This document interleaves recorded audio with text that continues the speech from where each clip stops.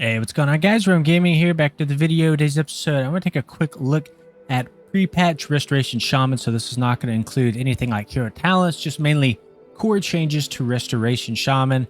We'll just kind of do like a little beginner's guide, high-level overview of like your general rotation, how it's kind of feeling. And again, just kind of give a very brief overview of the spec. All right, let's talk about the first core change. So we actually ended up getting a party buff and a raid buff. So this is going to be called Sky Fury here. You press it, you do get just like a normal buff, right? A 60-minute duration on a buff called Sky Fury. So mastery is increased by 2% and auto attacks have a 20% chance to instantly strike again. So it's almost like a built-in Wind Fury. So this is really nice to have, and I'm very surprised that we did get this, just considering all the other utility that Restoration Shaman already brings. Now we're getting this as well. So Restoration Shaman just got that much stronger from a utility standpoint. Now we did also see some decent changes to our talent tree as well. So the first one I talk about here is Spouting Spirit. So Spirit Link Totem reduces the damage taken by an additional 5%, and it also restores 200,000 health to all nearby allies 1 second after it's been dropped. So now Spirit Link also has the additional healing on top of the reduced damage. It just makes Spirit Link that much stronger. We also have Tidewaters down here in the bottom left. So when you cast Healing Rain, each ally with your Riptide on them is healed for 36,000. So we are seeing some changes to Healing Rain actually, and it can be a little bit expensive because this is going to segue me into the reworked Downpour. So on Downpour here, casting Healing Rain has a 100% chance to activate Downpour, allowing you to cast it within 6 seconds. So just to show you guys what that looks like really quick. So we have two things going on, right? We have the healing from our Riptide through Tidewaters, and then we can also recast Healing Rain. So I'm going to put a Riptide on myself. I'm going to cast a Healing Rain. And then you can see my Healing Rain turn to Downpour. I cast it again and get even more burst healing from our Healing Rain. Now, this is really good. However, it's very expensive, right? So we have Healing Rain that costs 11,000 mana. We drop that into a Downpour, which costs an additional 7,500 mana. You can see right there, it probably used just shy of 10% of my entire mana bar. Probably somewhere closer to 7 or 8%. And let me turn down the volume really quick, as this is a little bit loud. Yeah, we're at 30%. So yeah, again, just a little bit more burst healing has been added to Restoration Shaman through these talents. So this is really nice. We've also added First Ascendant here. So this is going to be a new talent, and this is going to reduce the cooldown of our Ascendants by 60 seconds. So Ascendants now comes to about a 2-minute cooldown with it. So overall in the healing tree, it just looks like they're trying to add a bit more punch into our healing. Just trying to make us a little bit more bursty. After all, Restoration Shaman is sort of a bursty healing spec. We don't throw out hots typically. We're more reactive than proactive. So these changes are complementing our tree very nicely. Now, we do also have some changes on the left-hand side of the tree under the Shaman tree. We have a new defensive down here in the bottom left called Stone Bulwark Totem. This is a 2-minute cooldown, and basically it's an absorb shield that you throw down. And it has a big shield at first, and then it will absorb an additional 22,000 damage every 5 seconds. Show you guys what that looks like. You throw it down there, you get this shield on you, and then after 5 seconds, you see it pulsed again, and it added increased absorb. Now we also have Primordial Bond here on the right-hand side. This goes directly below our Earth Elemental Totem. I'm going to move away from that. That's kind of annoying. And what this does is this just further reduces our damage taken by 5% while you have an elemental active. Another change that I really have liked to see is this Gust of Wind being moved more to the middle of the tree. So this was over here on the right-hand side previously in Never Never Land. It was very difficult to get to, and I think that Wind Rush is a great tool to have if you can get to it. So with this being closer to the center of the tree, it's much more accessible.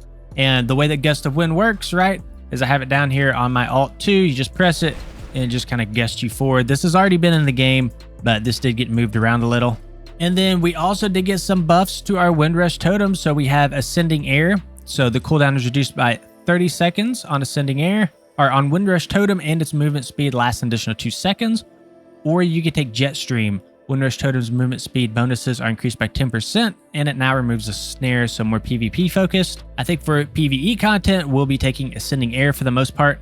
a few other changes going back to the restoration tree. Ancestral Vigor is now only 1 point instead of 2. So now we have an extra talent point we can kind of free up and choose other things with. This is a very strong talent. You know, it's going to increase our health by 10%. And you will want to be running this in Mythic Plus content. We also have a new talent down here in the bottom right called Reactive Warding. And the way it works is it actually refunds you more health or mana based on the number of charges that you're missing. So as you get lower and lower on charges, the more health and mana you will get back. So this kind of incentivizes you to completely deplete your shields. So almost like a high risk, high reward sort of style they're trying to implement here. We also have a new talent here called Whitewater. So our critical heals have 215% effectiveness instead of the usual 200%. Master of the Elements has also been redesigned. So casting Lava Burst increases the healing of your next healing surge by 30%. Stacking up to 2 times. Then also Healing Surge will apply Flame Shock to a nearby enemy when empowered by Master of the Elements. So previously this would just increase the damage you're healing by our next Nature Physical Frost spell by 15%.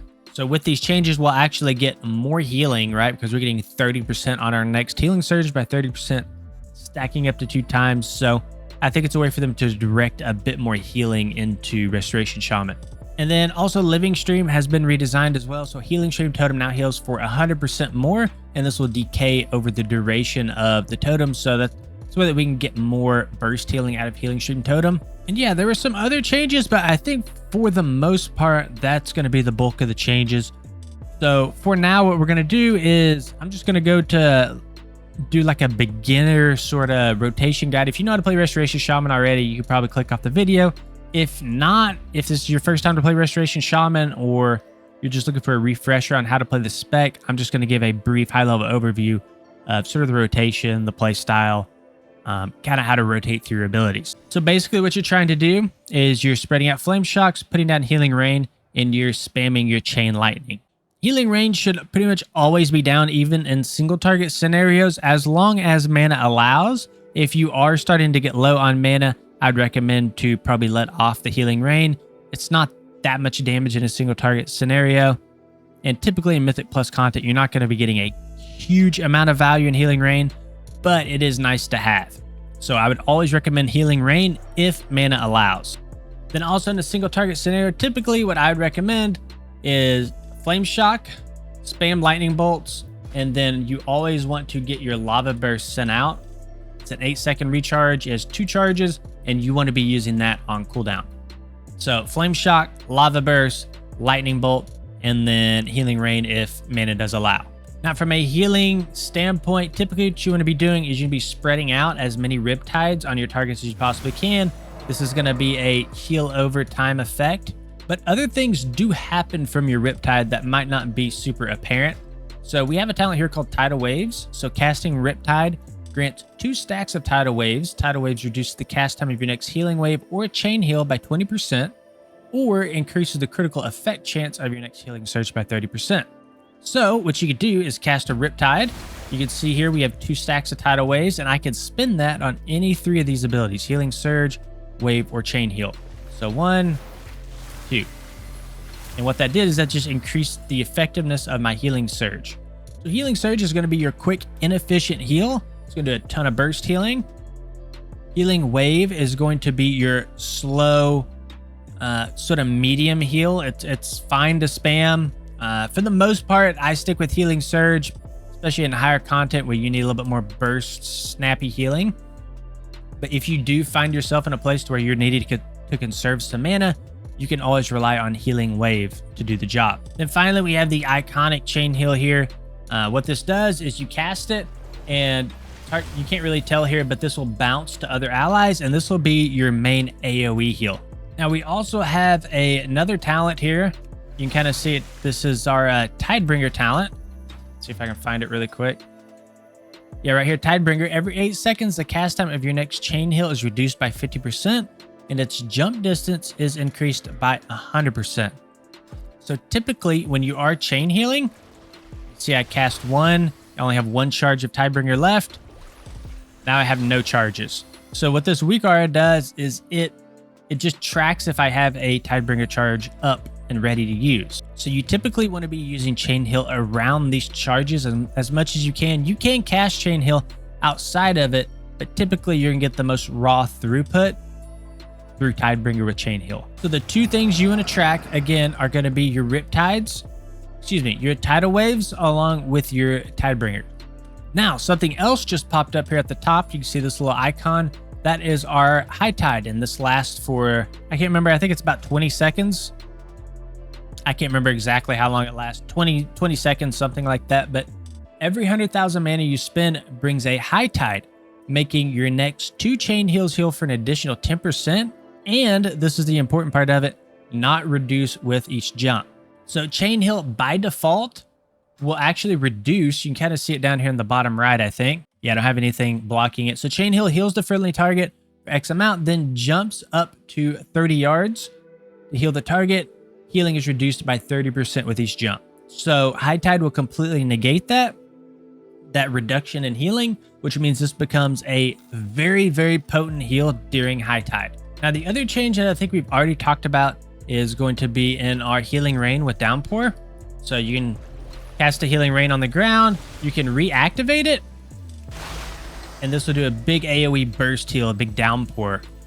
Now, the problem of this with this spell right now is it costs a whole bunch of mana, and it's not something that I don't think you'll want to be spamming.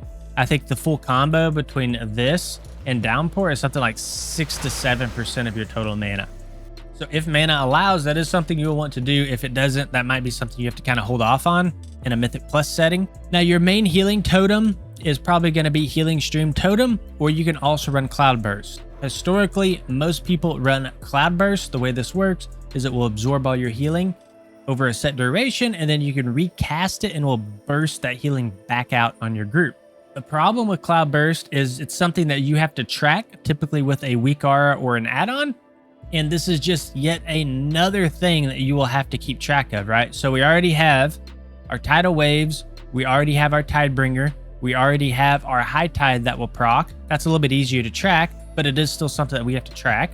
And then we also have our Cloudburst totem. So you have all that while on top of managing your Flame Shock dots and your Riptide cast as well. So that's one of the reasons I don't really like to run Cloudburst, is just a little bit harder to play around. Okay, I'm not going to talk about too much else here. Let's just quickly talk about cooldowns. I guess I do have one more thing here. We do have Primordial Wave, and what this came from, I believe, like a Shadowlands Covenant. And what it is you press it, and it's going to make your next healing wave will also hit all targets affected by your Riptide. So we'll just show it here so that we got a little bit better view of it. So it's on a 30-second cooldown, and basically this turns your healing wave spell, so your efficient healing wave spell here, into a big AoE heal. So this is a huge part of your rotation, and this is something that you will want to be using. I don't want to say necessarily on cooldown, but anytime that there is high damage going out, right, you can Primordial Wave into a healing wave, and this will pretty much top up your entire group outside of maybe the tank. I know a lot of people don't like it because it is, it's just another thing that we have to kind of think about, keep track of. You have to manage your Riptides to get a lot of value out of this. So a lot of people don't like it, but it is, regardless, a very strong talent, and something that you should be talenting into and using in your dungeons. Then in terms of mobility, right, we got our Ghost Wolf. We have our Gust of Wind that will shoot us forward. We also have Spirit Walker's Grace. This is going to make it to where we cast it, and then we can cast healing spells while we're moving. So really good for high movement phases. Then in terms of our cooldown, I'm just going to talk about what's on our screen. We have the iconic Bloodlust as well. It's going to grant 30% haste to your whole party. So tons of utility there. We have the new party buff that we talked about. It can give us mastery and the 20% chance to strike again, like a built-in Wind Fury buff, like a Wind Fury totem buff, excuse me. Then just quickly taking a look at cooldowns, we have Healing Tide Totem. You drop it, it's a set it, forget it. It does a whole bunch of pulse AoE healing to your party. 2-minute cooldown. We have Ancestral Guidance. Let me pull it up here. This will be a little bit easier. Ancestral Guidance here. So for the next 10 seconds, 10% of our healing done and 25% of our damage done is converted to healing. So you can pop this and actually heal with your damaging spells. So really nice, and a big trash pack where there's a lot of things to hit. You can do a ton of healing as well as damage with this cooldown. We also have Ascendance over here on the right hand side, a 2-minute cooldown. This is probably going to be your strongest burst healing cooldown. Basically what it does is you turn into Ascendant that will duplicate 70% of your healing, and it's going to evenly distribute that to all allies within 40 yards. So you press it here, you turn into this water form Ascendant, and every heal that I press is now going to be duplicated at 70% effectiveness and evenly spread upon my party. We also have the new Stone Bulwark Totem. So it's a totem that you put down. It's going to put a shield and then a pulsing shield on top of you for a smaller value. So it looks like that. It's got the kind of Earthbind sort of animation tied to it. You can see I have 2 separate shields, the strong initial shield and a weaker one on top of it. Then finally, we have Spirit Link Totem. I accidentally cast it earlier, so it's on cooldown right now. But what this does is, let's say you have a party of 5 people and you have 2 people who are really low. What you can do is you can drop the Spirit Link Totem and it will take the health of the higher health party members and it will evenly distribute it upon the low health targets. So the way it really works is everybody who's standing in the Spirit Link will all have the exact same amount of health after it's cast. So the whole idea of this is to take health from people who are healthy and give it to the people who are about to die really get in a pinch. Okay guys, that's pretty much all I'm going to cover for this video. When War Within comes out, I will do a complete breakdown of absolutely everything, but for now this is just kind of intended to be more of a quick start guide than anything else. Just kind of talk about the changes, the new talents. One thing I will say, if you are thinking about playing Restoration Shaman, I would consider this to be the jack of all trade healers. Not necessarily the best at any one thing, but insanely good at pretty much everything. So there are a lot of buttons to press with Restoration Shaman, I will say that. But I do think that this is one of the more simple healers to play. There's no complex combos. It's you see something and you heal it. There are a few things that you do have to track, that you do have to keep up with and track. But I do think it is a lot less complicated than something like a Preservation Evoker or Restoration Druid. So very strong, very bursty, a very straightforward spec. Again, I would consider this the jack of all trades. If you want a safe pick, Restoration Shaman is always a very safe pick. It can get a little bit boring after a while of playing the spec, just because of how straightforward it is. Not super high APM, but I consider this to be the old reliable of pretty much all the healers.